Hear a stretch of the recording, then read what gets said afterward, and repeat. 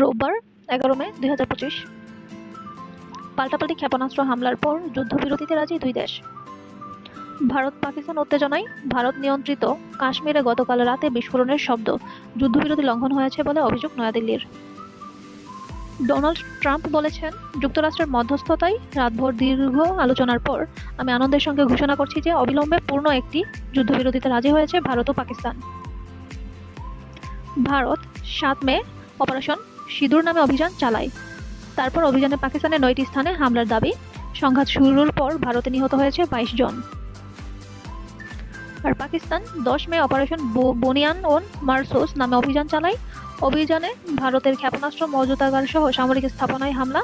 সংঘাত শুরুর পর পাকিস্তানে নিহত 33 জন। আওয়ামী লীগের কার্যক্রম নিষিদ্ধের আজ শাহবাগে আন্দোলনকারীদের উল্লাস।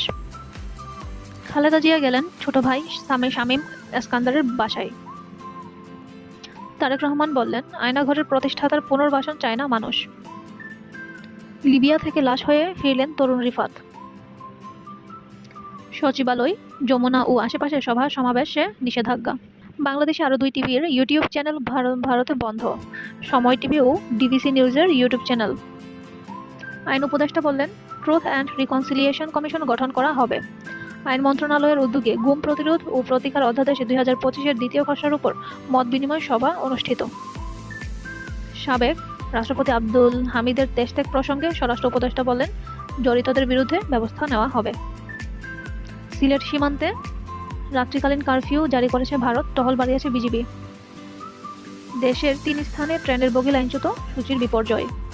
ব্রাহ্মণবাড়িয়া, ফরিদপুর ও মৌলভীবাজার। লিখিত প্রস্তাব চায় যুক্তরাষ্ট্র। উপদেষ্টা চিঠিতে বলা হয়েছে, যুক্তরাষ্ট্রে সব রপ্তানি পণ্যের উপর গড়ে 15% হারে শুল্ক দিয়ে আসছে বাংলাদেশ। অন্যদিকে যুক্তরাষ্ট্র থেকে আমদানি করা পণ্যের উপর গড়ে 6.10% হারে শুল্ক রয়েছে। এর মধ্যে কাঁচা তুলা আমদানিতে শুল্ক নেই, আর লোহার স্ক্র্যাপ আমদানিতে শুল্ক হার 1%। জামায়াতের আমিরের সঙ্গে জুলাই শহীদ পরিবারের মত বিনিময়।